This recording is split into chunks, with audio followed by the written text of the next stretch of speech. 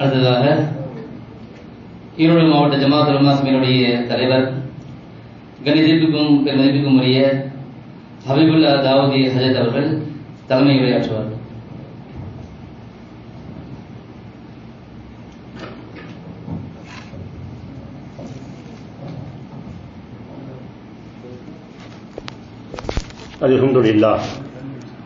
அல்ஹம்துலில்லாஹி வகஃபா வஸ்ஸலாத்து வஸ்ஸலாமு அலா இபாதிஹி அல்லதி அஸ்தஃபா அம்மா பஅத்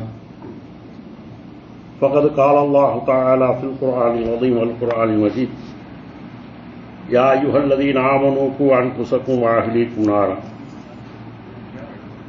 அளவற்ற அருளாளனும் நிகரற்ற மாண்புடையோனுமாகிய அல்லாஹ்வினுடைய பேரருளால் நபிகள் நாயகம் ஸல்லல்லாஹு அலைஹி வஸல்லம் அவருடைய கருணை பொருந்திய துவாவினுடைய பரக்கத்தால் புஞ்சை புளியம்பட்டியிலே கோபி சத்திய அந்தியூர் வட்டார ஜமாத் உலமாவும் புளியம்பட்டியில் இருக்கக்கூடிய ஐக்கிய ஜமாத் அனைத்து ஜமாத்துகளும் இங்கு இருக்கக்கூடிய இமாம்களும் சேர்ந்து நடத்துகின்ற ஒரு சிறப்பான குர்பானி மசாயினுடைய பயிலரங்கத்திலே அல்லாஹ் ஜல்ல ஷானஹு தஆலா கலந்து கொள்ளக்கூடிய ஒரு பாக்கியத்தை கொடுத்ததற்கு அல்லாஹுக்கு நான் நன்றி செலுத்துகிறேன்.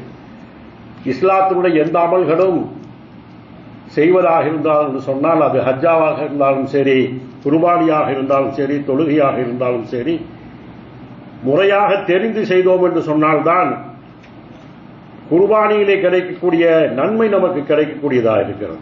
குர்பானியுடைய நன்மையை உலகத்தில் குறிப்பிட்டு சொல்லிவிட முடியாது. ரத்தம் கீழே விழுவதற்கு முன்பாக அவருடைய பாவங்கள் மன்னிக்கப்படுகிறது.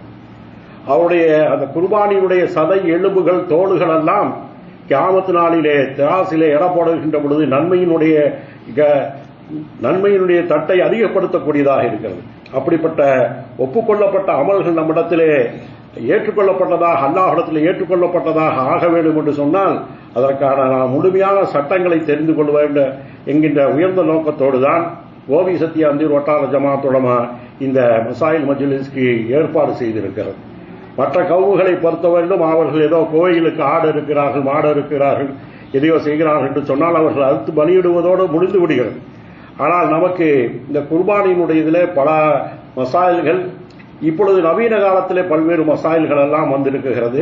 ஆகவே இதை பற்றி விளக்கமாக சொல்வதற்காக வேண்டி தாவூதியா அரபிக் கல்லூரியினுடைய முதல்வர் அவர்கள் வந்திருக்கிறார்கள். ஹஜரத் அவர்கள் தாவூதியா அரபிக் கல்லூரியுடைய முதல்வராக இருக்கிறார்கள். சொந்த ஊர் அவர்களுக்கு வடகரை என்று சொல்லக்கூடிய ஊரை சேர்ந்தவர்கள்.